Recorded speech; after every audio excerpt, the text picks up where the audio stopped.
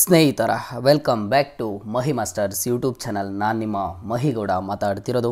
Finally KCET ವಿದ್ಯಾರ್ಥಿಗಳಿಗೆ ನೀವು ನೋಡ್ಬೋದು, ನಿಮಗೆ ಒಂದು ಚಾಯ್ಸ್ ಎಂಟ್ರಿಯನ್ನು ಮಾಡ್ಕೊಳ್ಳೋದಕ್ಕೆ, ಫೀಸ್ನ ಪೇ ಮಾಡ್ಕೊಳ್ಳೋದಕ್ಕೆ ಆ್ಯಂಡ್ ಹಾಗೇನೂ ಸಹ ಅಡ್ಮಿಷನ್ ಆರ್ಡರನ್ನು ಡೌನ್ಲೋಡ್ ಮಾಡ್ಕೊಳ್ಳೋದಕ್ಕೆ ಒಂದು ಲಿಂಕನ್ನು ಆದರೆ ಬಿಟ್ಟಿದ್ದಾರೆ. ನೀವು ಇಲ್ಲಿ ಅಬ್ಸರ್ವ್ ಮಾಡ್ಬೋದು.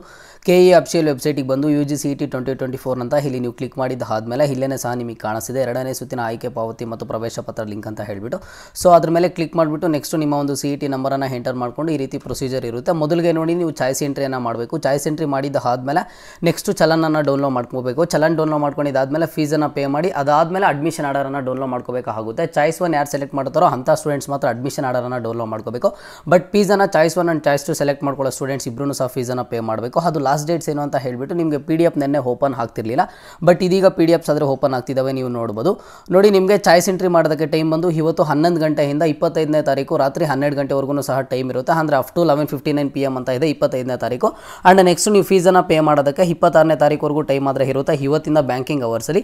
And next downloading of admission order only by choice 1 candidates ಅಂತ ಇಲ್ಲಿ ಕ್ಲಿಯರಾಗಿ ಮೆನ್ಷನ್ ಮಾಡಿದ್ದಾರೆ. ಇವತ್ತಿಂದ 26ನೇ ತಾರೀಕುವರೆಗೂ ಟೈಮ್ ಇರುತ್ತೆ. And next last date for reporting the colleges only choice 1 candidates ಬಂದು 26ನೇ ತಾರೀಕು ಇರುತ್ತೆ. ಓಕೆನಾ?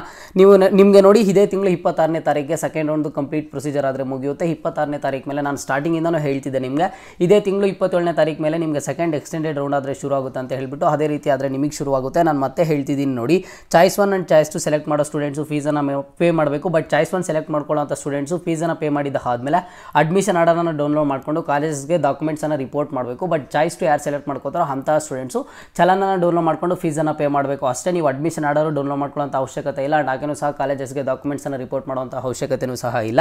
ಇದರಲ್ಲಿ ಏನೇ ಡೌಟ್ ಇಲ್ಲಿ ಕಮೆಂಟ್ ಬಾಕ್ಸಲ್ಲಿ ಕಮೆಂಟನ್ನು ಮಾಡಿ, ಖಂಡಿತವಾಗ್ಲೂ ಸಹ ನಾನು ನಿಮಗೆ ಹೆಲ್ಪ್ ಮಾಡ್ತೀನಿ. ಆ್ಯಂಡ್ ಎಲ್ಲರೂ ಈ ಕೂಡಲೇ ಚಾನಲ್ಗೆ ಲೈಕನ್ನು ಮಾಡಿ ಆ್ಯಂಡ್ ಮರೀದೆ ಸಬ್ಸ್ಕ್ರೈಬನ್ನು ಮಾಡ್ಕೊಳ್ಳಿ. ಈಗ ಸಬ್ಸ್ಕ್ರೈಬ್ ಮಾಡ್ಕೊಂಡಿದ್ದೀರಾ ಅಂತಂದರೆ ಫರ್ದರ್ ಎಲ್ಲ ರೀತಿಯ scholarship updates, important educational updates, ನಿಮಗೆ ಬರುವಂಥ ಹಾಸ್ಟೆಲ್ ಅಪ್ಡೇಟ್ಸು ಎಲ್ಲನೂ ಕೊಡ್ತಾ ಇರ್ತೀನಿ. ಸೊ ಚಾನಲ್ಗೆ ಲೈಕ್ ಮಾಡಿ, ಶೇರ್ ಮಾಡಿ, ಸಬ್ಸ್ಕ್ರೈಬ್ ಮಾಡ್ಕೊಳ್ಳಿ. ಆ್ಯಂಡ್ ಹಾಗೇನು ನಿಮ್ಮ ಒಂದು ಒಪಿನಿಯನ್ನ ಕಮೆಂಟ್ ಬಾಕ್ಸ್ ಮೂಲಕ ತಿಳಿಸ್ಕೊಡಿ. ಮುಂದೆ ಎಲ್ಲ ರೀತಿಯ ಹೆಚ್ಚಿನ ಅಪ್ಡೇಟ್ಸ್ ಜೊತೆಗೆ ಸಿಗ್ತಾ ಇರೋಣ. ಅಲ್ಲಿಯ ತನಕ take care and keep watching Mahi masters for more update.